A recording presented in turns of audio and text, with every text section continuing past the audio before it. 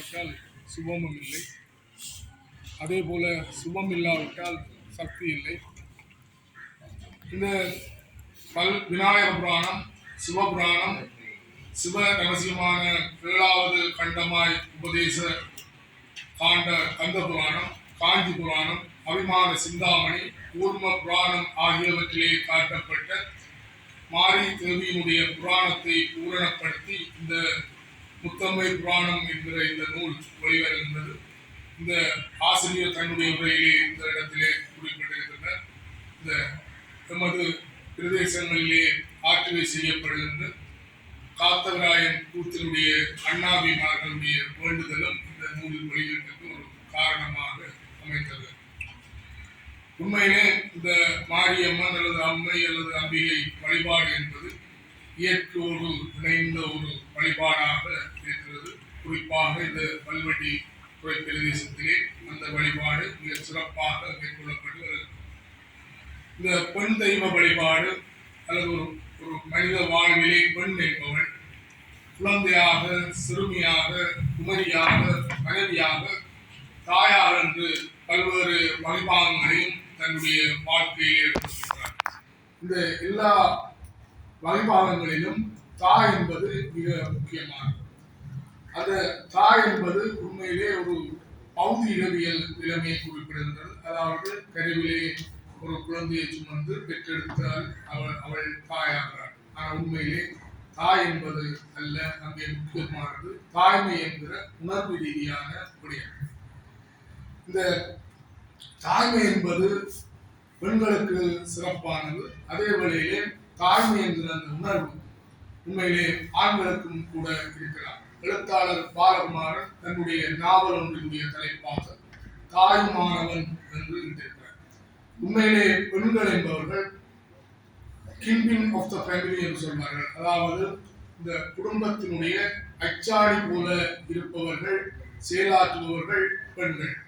அந்த வகையிலே தான் மாதா, பிதா, குரு, தெய்வம் என்று சொல்லப்படுகின்ற இடத்திலே கூட மாதா என்கிற வகையிலே பெண்கள் முதன்மைப்படுத்தப்படுகிறார்கள்.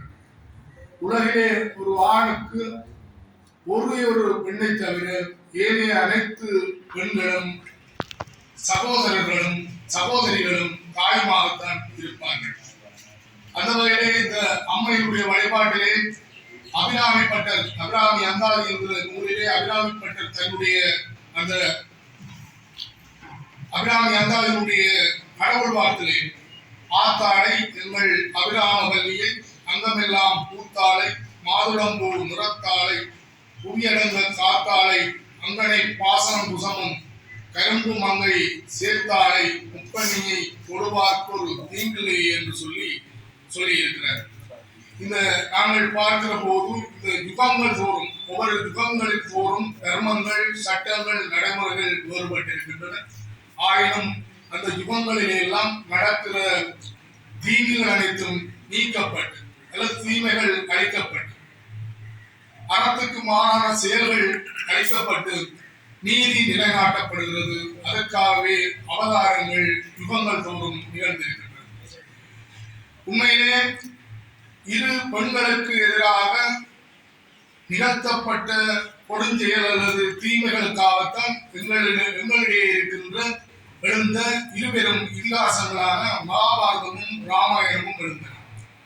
உண்மையிலே இந்த பெண்ணுரிமை பற்றியெல்லாம் ஐக்கிய நாடுகள் சபையுடைய சாசனங்கள் மற்றும் விடயங்கள் எல்லாம் ஏறத்தாழ ஒரு நூற்றாண்டு காலத்துக்கு உட்பட்டவை.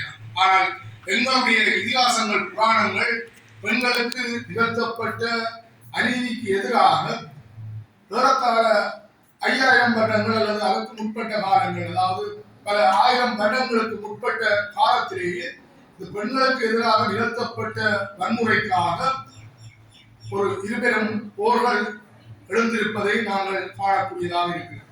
இந்த மகாபாரதத்திலே ஒரு இடத்திலே பீஷ்மர் அம்பு படுக்கையிலே படுத்திருக்கிறார்.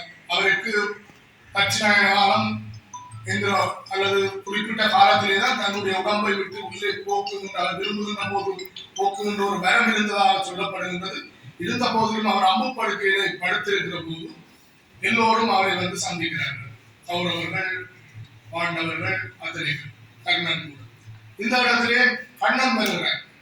அவர் பரம்பொருள் என்பது பீஷ்மருக்கு தெரியும். அப்ப பீஷ்மர் கேட்கிறார், எனக்கு ஏன் இந்த நிலைமை என்று. அப்போது கண்ணன் சொல்றார், நீ குற்றம் புரியவில்லை, குற்றத்திற்கு காரணமாயும் இருக்கவில்லை, ஆயினும் குற்றம் நிகழ்ந்த போது அங்கிருந்தாய், அத்தோடு அக்குற்றத்தினை தடுக்கக்கூடிய வல்லமை இருந்தும் நீ தடுக்கவில்லை. ஆகவே இந்த குற்றங்களை தடுக்கக்கூடிய வல்லமையோடு இருக்கின்றவர்கள் தங்கள் முன்னிலையிலே நிகழ்கின்ற அந்த தீமைகள் குற்றங்களை தடுக்காமல் இருப்பது கூட ஒரு குற்றம் என இந்த இடத்திலே சொல்லப்படுகிறது. இந்த அம்மையினுடைய வழிபாட்டிலே கண்ணகி வழிபாடு என்பது மிக முக்கியமானது.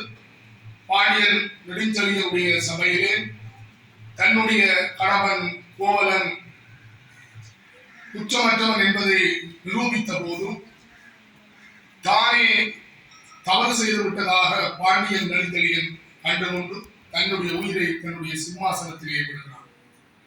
தன்னுடைய கணவன் பாண்டியன் நெடுஞ்செழியன் சிம்மாசனத்திலே உயிர் விட்ட போது அவருடைய மனைவியார் அரசியார் கோப்பெருந்தேவியும் தன் கணவன் உயிர் துறந்த உடனேயே தன்னுடைய உயிரை போக்குகின்றார். என்று அவ்வாறு எத்தனை பேர் தங்களுடைய உயிர்களை தன்னுடைய கணவர்களுக்காக உடனடியாக துறப்பார்களோ தெரியாது. அன்று அந்த சம்பவம் நடந்திருக்கிறது. இந்த நூலாசிரியரை பற்றி சொல்ல வேண்டும் என்றால், இவர்